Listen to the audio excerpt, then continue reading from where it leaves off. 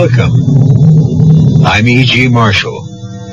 Welcome to another fearful earful. And speaking of ears, the story we are about to direct to yours concerns a different part of the facial anatomy, the mouth. Only in this case, the mouth isn't there. Now, if that sounds incredible, listen carefully to the tale of Joe Gannett, who has the great misfortune of meeting up with men without mouths. If you think you're baffled by the mystery of how men can exist without mouths to breathe with, eat with, and speak with, then imagine the plight of poor Mr. Gannett himself. Kitty, I saw another one today. I swear I did. A man without a mouth. Oh, Uncle Joe, you didn't. I'm telling you, I swear it on my mother's grave. He walked into this bar, see? He sat down at the end. He looked straight at me, Kitty, so help me. And he didn't have a mouth.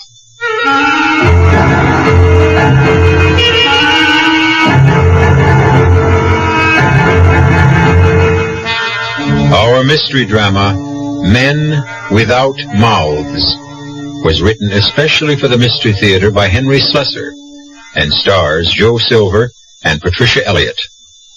It is sponsored in part by new sugar-free Diet 7-Up and by the Kellogg Company, makers of Kellogg's Special K cereal.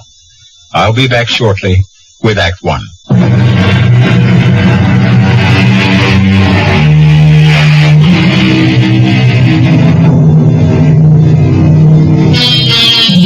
Our story begins in the heart of New York City. A heart which, as usual, beats with the rhythm of rushing traffic, the clang of construction, the clamor of commerce, and the never-ending flow of people on their way to meetings, parties, rendezvous, and other human encounters. But we're interested in only one person today. There he is, just hailing a taxi on the corner of East 63rd Street. He's a dapper figure in his blue serge suit, his white shirt, and conservative gray tie. He appears to be a man in his late 50s, well-dressed, well-tanned, and well-heeled. His name is Joe Gannett. Occupation? Retired. But retired from what? Listen. Hey, taxi! Hey, taxi! Taxi! 530 West Side Avenue. Right. Nice day for a change, eh? Yeah, that's okay. One day hot, one day cold. It's enough to drive you crazy. Yeah. Hey, you know something? You look familiar. Yeah. I'm a movie star, Mac. I'm Raquel Welch. No, I mean it. You really do. You ever live in Chicago? Look, you mind we do without the conversation? I'm from Chicago originally. Moved here about 10, 11 years ago. I could swear I knew you from some... Wait a minute. You're Joey Gannatello. You got it wrong, mister. Listen, you wouldn't remember me, Mr. Gannatello, but I used to drive for Turk Wilson sometimes. You remember Turk Wilson? He's in Stern now, of course. They got him on income tax evasion. I don't know, no Turk Wilson, and my name isn't whatever you said, you understand? Yeah, sure. I mean, no offense, mister. Okay. No offense. And no more conversation.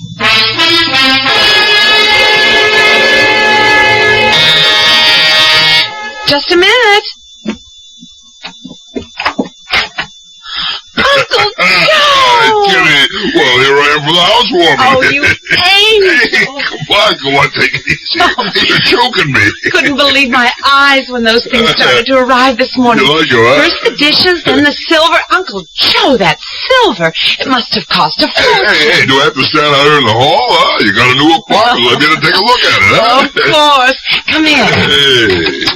Only don't look too hard, please. Hey. Everything's still in such a mess. It looks pretty good to me. Well, I still got to paint the bedroom, and the drapes aren't up yet, and I'm going to cover the whole wall over there with bookshelves. Yeah. Ira's going to build them for me. Oh? And don't you think it was a good idea to break through to the dining room? Makes the living room look twice as big. We'll put up some kind of divider between the two. Hey, who's this we? You got a roommate or something? No, of course not. Who's this Ira? A carpenter? No, a boyfriend. Oh, you got yourself a steady, huh? Why do you think he's steady? Hey, listen, the guy is going to build you bookshelves and dividers and all that stuff. Never mind about that. Come on and see the kitchen. Hey, stop rushing me. Hey, how about give me a drink first? Oh, of course. I'm just so excited. You're not sorry now, huh? About accepting all this? Yeah. Oh, how could I be sorry? My own co-op apartment? I just wish you hadn't paid all that money, Uncle Joe. Ah, come on. You know why I did it, Kitty. I did it for your old man. This is the kind of thing Matty Russo would have done if he was alive. No, Uncle Joe. That isn't true. My father could have never afforded anything like this. Well, if he hadn't been so dumb about life insurance... what's the use of worrying about that now, huh? He was my best pal, and you... Well, you're like my daughter now. And if a guy can't help his daughter, then, if you keep talking like that, Uncle Joe, you're going to have a shoulder full of wet tears. Oh, come on, huh? Knock off that sentimental garbage. Next thing you'll be sitting in my lap, and what would Ira say about that, huh? Uncle Joe? Yeah? I'd like you to meet Ira. Oh, so I was right, huh? It's serious, huh? I do like him. I like him very much. Yeah, what does this Ira do? I mean, besides build bookshelves? He's a doctor. A doctor? Hey, nice going, kid. Your mama would have liked that. His full name is Ira Hamill. Mm-hmm. And I didn't just meet him. He was doing some postgraduate work at college. Hey. I've actually known him for almost 8 months. I told him about you, Uncle Joe. Sure, why not? I mean, I'm the only folks you got. I mean, I told him about your trouble. What are you talking about, huh? Now, what made you do a thing like that? I couldn't help it. It just came out. We were talking, and I told him about what happened to you that night. Nothing happened to me that night. It was just a mistake. You fainted. There wasn't any mistake about that. Fainted? What kind of a word is that? Old ladies faint. Me, I just conked out for a couple of minutes. Yes, but the reason... Never mind the reason. You still trying to tell me I'm nuts?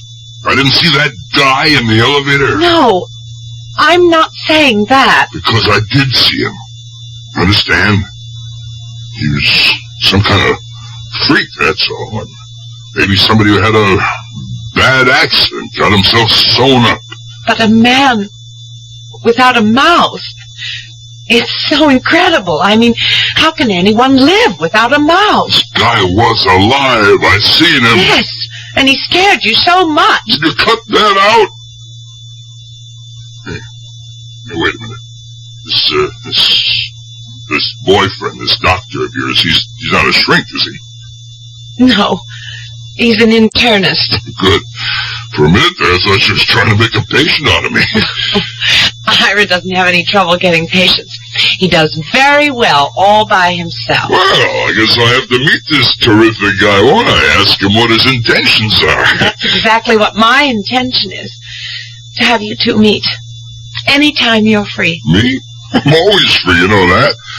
Why don't you bring him over tonight, huh? To my place. You really mean it? Of course. I'll call that catering joint. We'll order something fancy like that beef Wellington jerk, huh? Yeah, we'll open a bottle of that $60 wine and press the pants off. We don't have to impress Ira. Well, sure, why not? Let him think you're an heiress or something. A princess, maybe, huh? Oh, you make me feel like a princess, Uncle Joe. Okay, send that up. Look, make it 2 bottles. Yeah. All right. Yeah, so long. Where's that food? It's not that catering joint. I told him to 7 o'clock. I guess that's them, huh? Oh my God. No. Get away from me. Get out of here. Get out of here. Go away.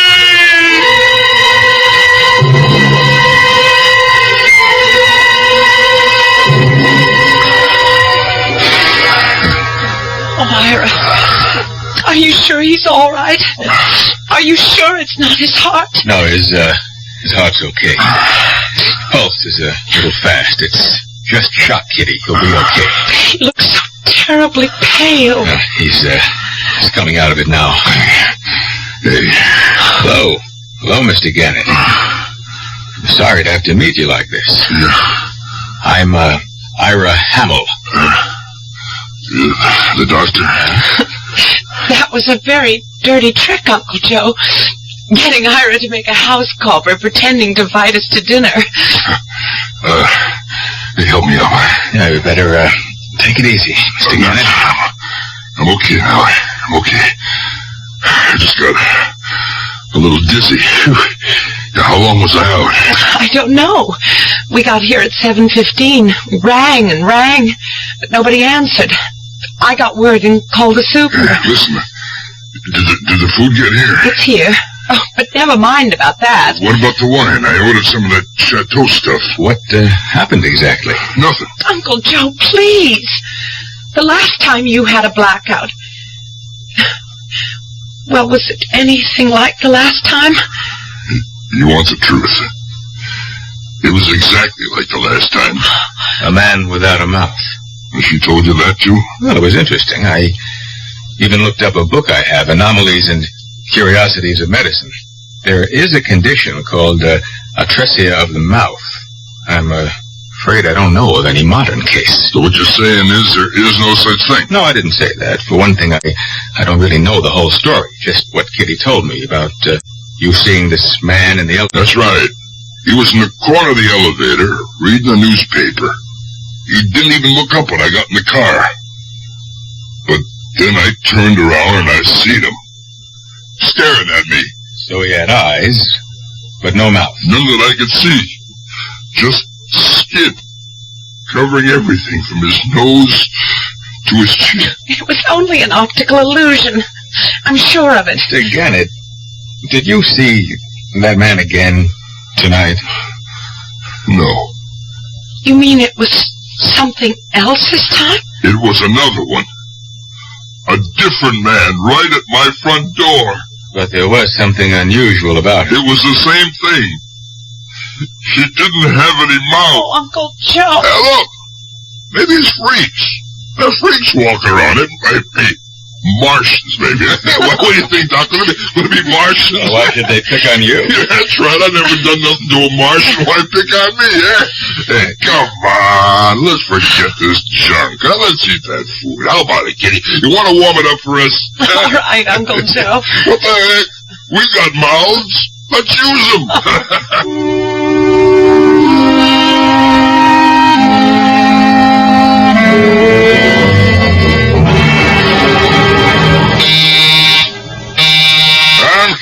I'm coming. Oh. What are you doing here, Doc? Is it all right to, come in, Mr. Gannett? Is Kitty with you? No. In fact, Kitty doesn't even know I'm here. Hmm? And why are you? I just thought you and I could have a private conversation, if that's all right. Let's make it some other time. I was taking a little nap. I'm not feeling so hot. Well, maybe I can help. I am a doctor. It's nothing serious. I think maybe I just bumped my head when I took that fall the other night. Want me to have a look at it? I said no. If I wanted a doctor, I'd call one. Well, I'm not here as a doctor. I'm here as Kitty's fiancé. Fiancé? Hey, you mean you two are engaged? That's right. Well, okay, swell. I'm glad for you, for both of you. I know Kitty means a lot to you, Mr. Gannett. Sure, she means a lot. Her old man was my best friend. She's a kind of a legacy. She thinks a great deal of you, too. She, considers you her entire family. Look, you want my blessing? You got it. You just treat my girl right, that's all I ask. I didn't come for your blessing. I came to ask you a question. Yeah? About what? About you and the syndicate. What was that? I know something about you that even Kitty doesn't know, Mr. Gannett. I know what you used to do for a living.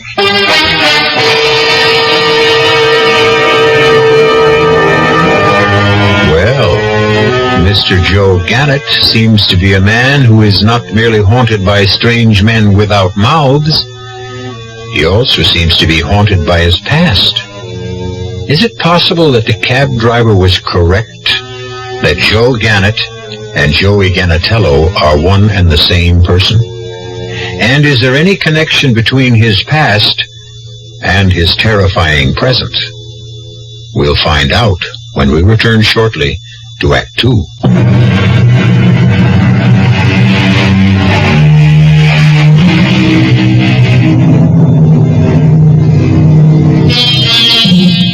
Dr. Ira Hamill may be the most important man in the life of Kitty Russo. And Kitty Russo is the most important person in Joe Gannett's life. But right now, Uncle Joe has every reason for wanting Dr. Hamill to go away and leave him alone. But Ira is a persistent young man, as persistent as the memories which Joe Gannett has been determined to forget. Okay. What do you know about me, Doc? I know you were called before the Illinois Crime Commission back in the 50s. You weren't old enough to blow your nose in the 50s. That's right. I don't remember anything about it. But I've read magazines. And I've seen television documentaries. But this man I saw yesterday, this psychiatrist friend of mine, he was just getting his medical degree during the hearings. He remembered you, too. Did you say psychiatrist? I thought it wouldn't hurt to have his opinion. About whether I was nuts, huh? Oh, he didn't give me any diagnosis. He said he wouldn't even try, not on the basis of such slim evidence. But when I mentioned your name, well, he wondered if Joe Gannett might have once been Joe Gannatello. Was a pretty good guess, wasn't it? Why don't you go home and practice medicine, Doc? You say one word of this baloney to Kitty. Now really act like her papa and tell her her boyfriend stinks. Believe it or not, Mr. Gannett, I'm trying to help you. Well, here's how you can help me. Here, go through this. This psychiatrist friend of mine, he did have an idea about these apparitions you've been seeing. The men without mouths sounded valid to me. He did, huh? If you want me to tell you what he said, shut the door. Okay. Tell me. He said there was no doubt that they were hallucinations. But the pattern was fairly clear, given your background. What's that got to do with it? What does it bring to your mind? The idea of a man without a mouth. You tell me. All right. Someone who can't talk, isn't that obvious? A man without a mouth is silenced. Mouthless men tell no tales, just like dead men. What are you trying to say, Buster? You calling me a murderer? I'm just reporting my conversation, Mr. Gannett.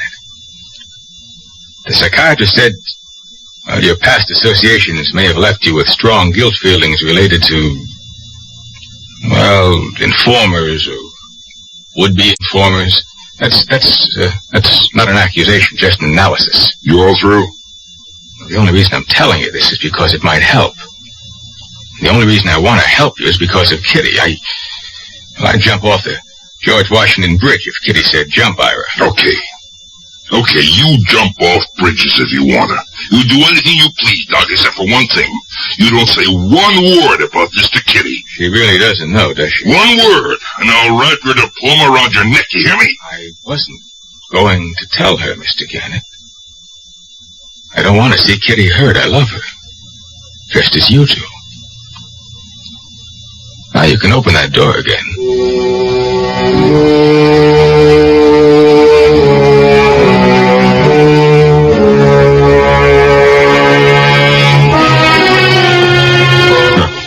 Stinking little punk.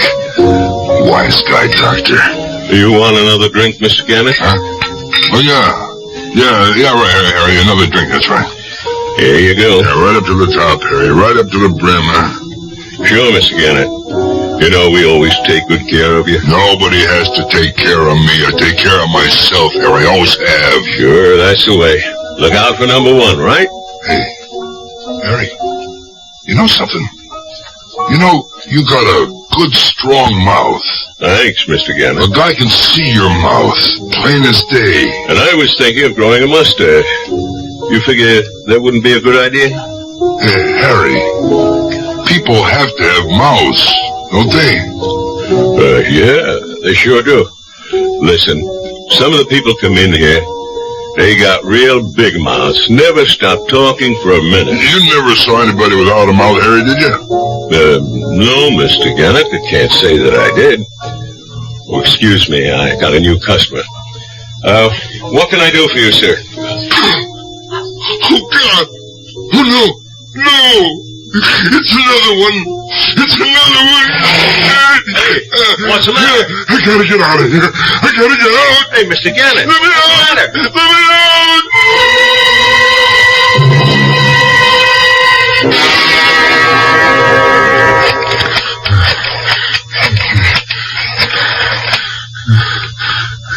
Come on, Kitty. Hello? Kitty, it's me. Uncle Joe? Yeah, Kitty. I seen another one today. I swear I did. A man without a mouth. Uncle Joe, you didn't. I'm telling you, I swear it on my mother's grave. He walked into this bar. He sat down to the end. He looked straight at me, Kitty, so help me.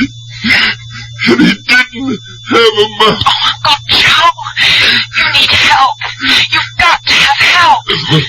I thought maybe that friend of yours, that doctor, I thought maybe I should see him. I wish you would, Uncle Joe. He could recommend someone. Yeah, I'll see him, Kitty. Kitty, I gotta do something.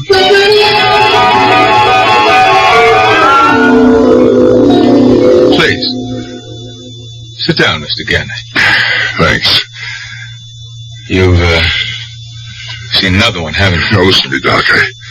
I know you think I'm nuts. I ought to be seen as a psychiatrist, not a guy like you. I'll be happy to give you the name of someone. No, wait, now listen to me. I couldn't take that. I mean, go to a shrink. I'm just not the type. But you got a good head on your shoulders, I can tell. I'm not a psychiatrist. But you can help me. I know you can. I got ghosts haunt me, just like you said. I never believed in ghosts before, but maybe I've got to believe now. I'm not a spiritualist either. Look, I figured two ways. I could go to a doctor, or I could go to church and talk to a priest. Both might help. That's one thing psychiatrists and the church have in common. They know that confession is good for the soul. What do you mean, confession? It's the root of the problem, isn't it? Guilt feelings build up pressure in the mind. Sometimes the pressure becomes unbearable and, well, there's some kind of explosion. What, you mean in the brain? Well, you might have been right when you used the word ghosts. The ghosts of the past may be haunting you, Mr. Gannett. The past, always the past. Why do you have to keep bringing that up? Isn't that the whole point? No! Where do these ghosts come from? From hell, that's from where. You mean they're ghosts of dead people? I knew I shouldn't have come here. I knew it'd be a waste of time. Wait a minute, So Mr. long, Gannett. doctor. You were right. You're no shrink. Maybe you're not any kind of doctor. Wait, Kitty and I are having a party in a couple of weeks, an engagement party. Have a good time. No, we want you to come. It's important to Kitty that you be there. I don't like parties. So long. I never should have gone there in the first place. A stupid kid. Was a stupid kid like that. But, hey, watch where you're going, miss. Oh, no. Oh, no.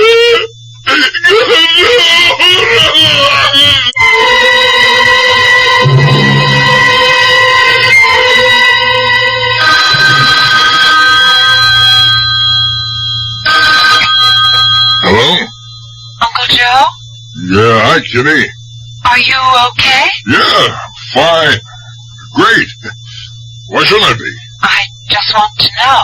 I suppose your boyfriend told you about me seeing him today. Uncle Joe, is it true that you don't want to come to our engagement party? You know me, Kitty. I'm just not the party type. Have to be here.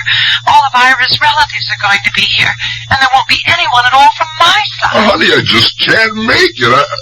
Kitty, I got a million things I gotta get this place of mine in some kind of shape. I mean, it's got all kinds of junk laying around. Okay, honey, I'll try to be there. It's next Friday, 8:30. Right here. I'll try, honey, I will. So long.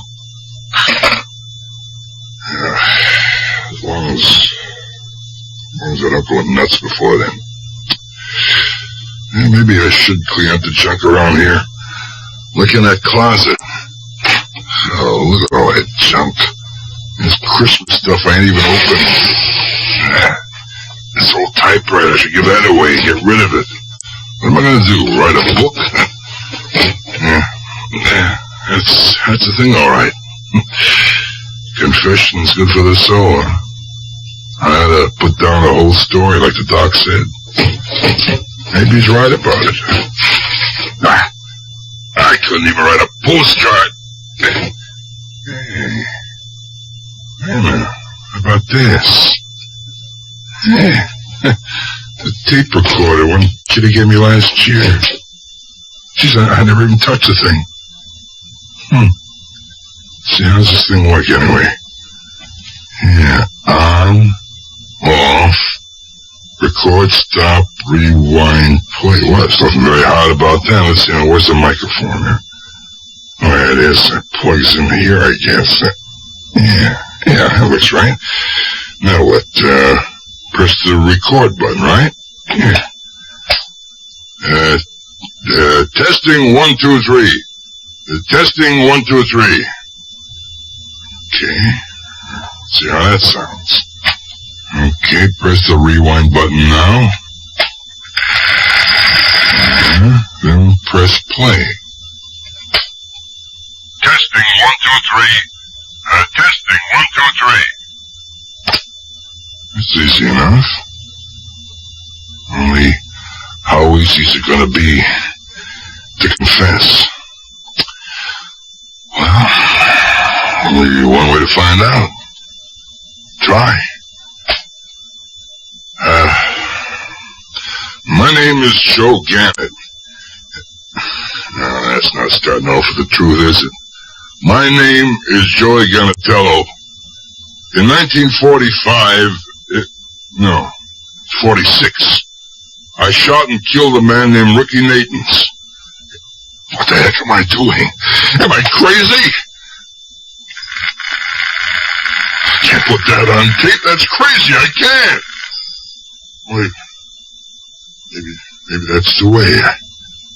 If they're really ghosts, then maybe that's what they want. A confession. Sure, why not? Nobody will hear it.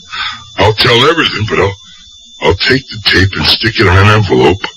I'll leave it at my desk and write to be opened only after my death. Maybe that'll make them leave me alone. My name is Joe Gannett. I used to be called Joey Gannatello. I was born and raised in Chicago.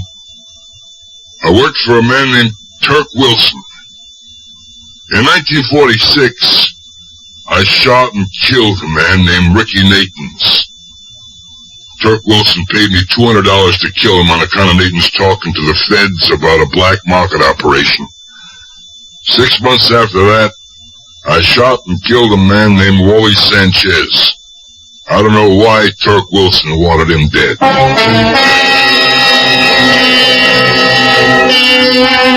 A tape recorder is a wonderful device, a very useful tool in all sorts of situations. And if confession is good for the soul, you might even call it a confessional box. But will it be the right answer for Joe Gannett? Will it provide him with the magic formula to rid him of all his mouthless phantoms? We'll find out when I return shortly with Act 3.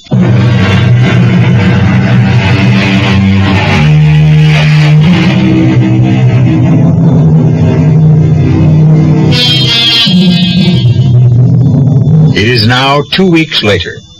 The day, Friday. The occasion, the engagement party of Kitty Russo and Dr. Ira Hamill. As you can hear, it's a very happy occasion. But for Kitty Russo, it becomes even happier when the doorbell rings again and she opens it for a very important guest.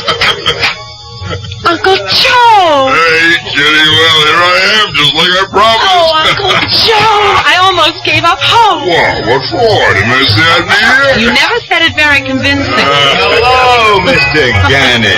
Glad you made it after all. Hiya, Doc. Hey, you think I'd miss my little girl's one and only engagement party, huh? I'm glad you didn't. I think Kitty would have been very disappointed. Now, listen, no engagement is official without me, right, Kitty? That's right, Uncle Joe. Oh, you look just marvelous. Ira, doesn't he look well? Oh, yeah, you look fine, Mr. Gannon. Been feeling okay? Me? I'm feeling like $1 million. Oh, it's so wonderful to hear you say that. And then you haven't had any more, trouble. Would you like passing out?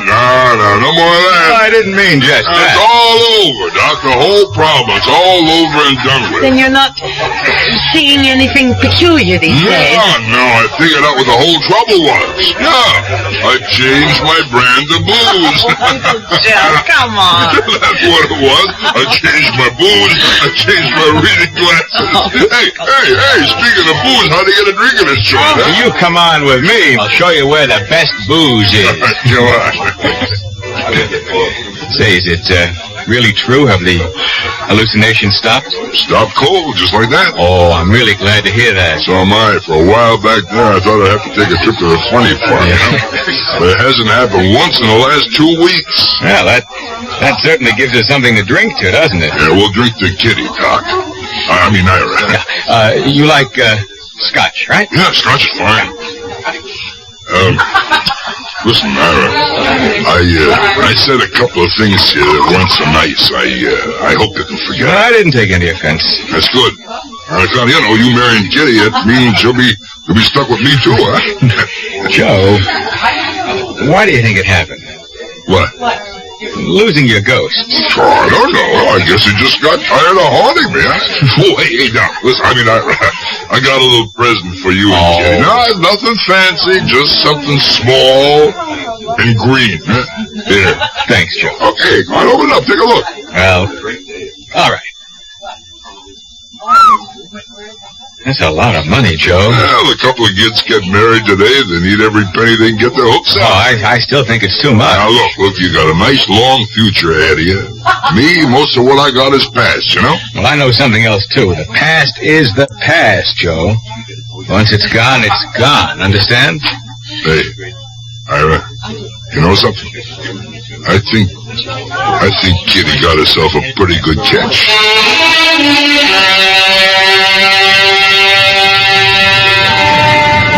Oh, come on now, honey. You don't have to do this. I can get my own taxi. It's all right, Uncle Joe. I just want to make sure you get home all right. Oh, yeah. I know what you think. You think your Uncle Joe is drunk, huh? That's what you think. You just had a very good time. That's Well, I had a very good reason that my little girl is getting herself engaged. Hey, now look at that, huh? You see that? See what? That lady, there's some nerve, huh? Hey, lady, we were here first. Don't worry about it, Uncle Joe. There'll be more than one cab. Yeah, people shouldn't do that. It's not nice to do that. Hey, lady, you're trying to steal our cab? Excuse me, honey. Uncle Joe. Now, listen, lady, you can't do... Oh, my God. Oh, no mouth. Uncle Joe. No. Come back. No mouth. Please. No mouth. Uncle Joe!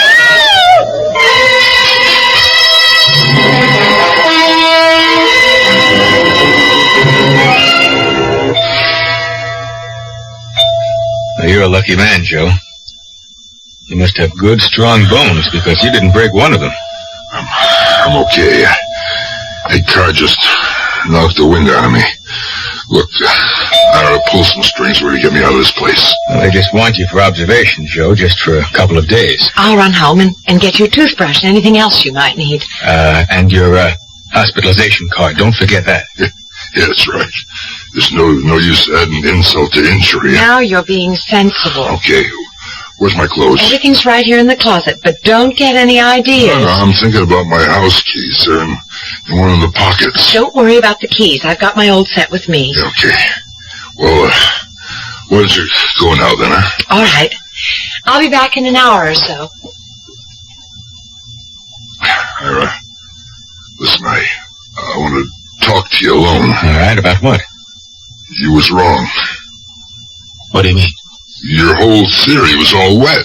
The skies without mouths. I mean, you thought I was being haunted by a lot of ghosts from the past, but you were wrong. Why do you say that? Because I saw another one tonight, and it wasn't a man. It was a woman. What? You heard me. I saw a woman without a mouth, and there ain't a woman in my whole life I ever felt guilty about. You understand? That sent your whole idea up the flue. Look, Joe, I told you I wasn't a psychiatrist. Now, maybe my diagnosis was wrong, or maybe it was incomplete. It was wrong.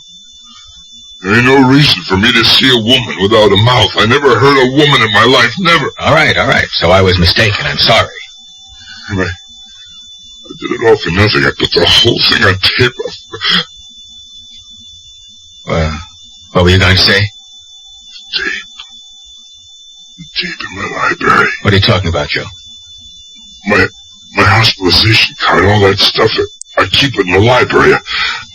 In the top drawer of my desk. Well, don't worry. I'm sure Kitty will know where to look. Yeah, she'll know, all right. She'll know exactly. Hey, listen, Ira, do me a favor, will you? I'm kind of sleepy. Maybe if I took a little nap. Oh, sure, Joe. I'll let you sleep. Thanks. I'll see you later. Yeah, fine. I gotta get out of here. I gotta get home.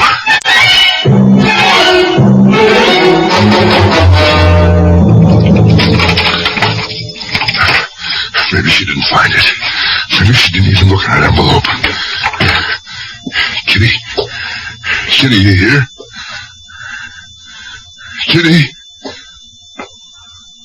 Library door's closed. $200 to kill him on account of Nathan talking to the feds about a black market operation.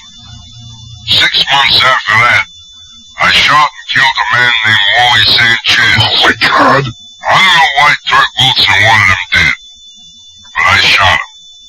I got $500 for that job. I was moving up in the world. The next man I hit was Vic Santioni. Then I had to take care of his brother Tommy when he went gunning for Wilson. I never got picked up or even booked for these killings. I was a very lucky man. Kitty, what do you think you're doing? Can't you see what I'm doing, Uncle Joe? I'm playing your tape. The one you had in the envelope. Who told you to do that? Didn't you see what it said? Yes. I saw what it said. It said, not to be opened until your death. Did you think I could resist something like that? You know me, Uncle Joe. Kitty, give me that tape. You know that's why Pop called me Kitty in the first place. Not because my name was Catherine. My name's Mary. But he always said I was as nosy as a kitten, as curious as a cat. Honey, please. Please, you shouldn't have listened to that stuff. It's got nothing to do with you. Nothing to do with me anymore either now. That was the second time, Uncle Joe. What did you say? It's the second time I've played the tape. I heard it all the way through the first time, but I didn't believe what I was hearing. I couldn't. Why? Why did you have to do that? Papa. My poor Papa. Kitty, listen to me. You don't know about these things. You don't know how a man gets pushed and shoved in this world until he's got to be like an animal. That's the only reason, Kitty. Try to understand. Kitty, no, don't play it, don't! Listen to yourself, Uncle Joe. Listen! Kitty. Tulsa, California. He was a junk dealer. Narcotics, not scrap iron. That was, let's see, 1965, February.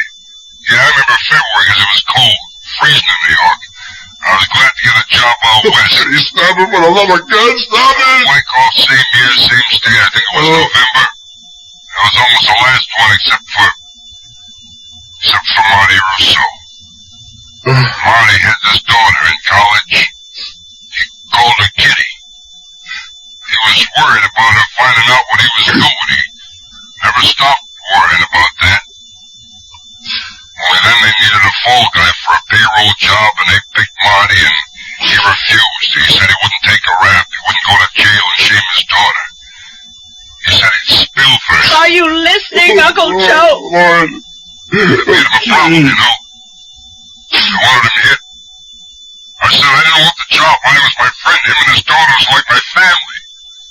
But they didn't care about that. It was like a test of my loyalty. So I had to do it. I had to kill Marty Russell. Is that why you took such good care of me, Uncle Joe? Is that why? I had to do what they said I had to do it.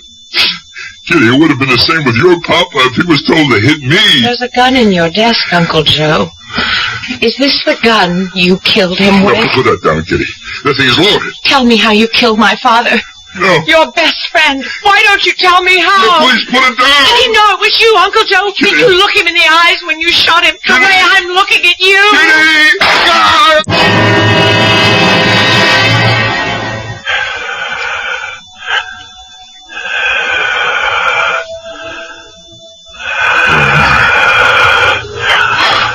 What kind of place is this? It sounds like the whole room is breathing. I can't hear it breathing. Does that mean? Do I hear myself? Light. Never saw a light that big. It's not the summer. I can't open my eyes. It's too bright. I gotta open them. I gotta see where I am. No! Oh, they're here! Oh, the men without mouths! They're all around me! And the woman without a mouth! No! Get away from me! Go away! Go away!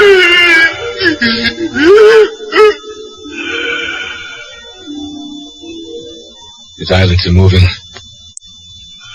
Anesthesia must be wearing off. His pulse is still dropping fast, Doctor.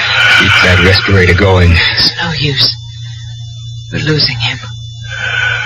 Past tense, nurse. We've lost him. I'm sorry. Yeah, so am I. But I'm not sorry to get this mask off. Oh, yes, me too. It always makes me feel as if I have no mouth at all.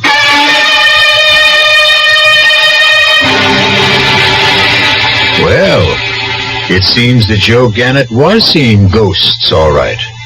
But in this case, they weren't the ghosts of the past. They were the ghosts of the future.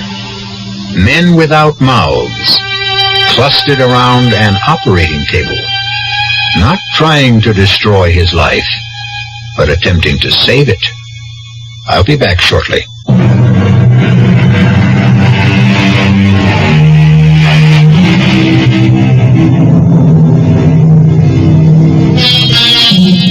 Of course, we're really not worried about men and women without mouths at the Radio Mystery Theater, as long as they have ears. And since you seem to have a pair of ears in good working order, we hope you'll turn them to our wavelength again.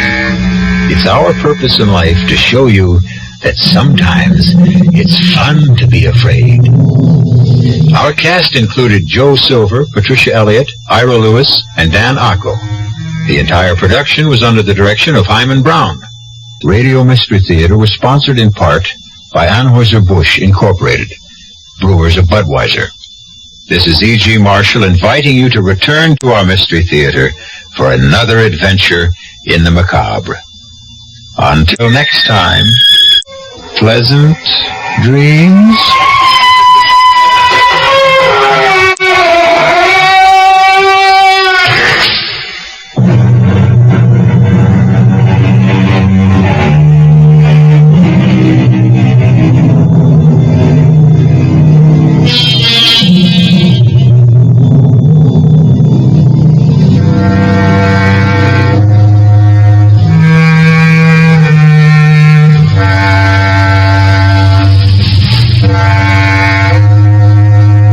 WDAF, Kansas City.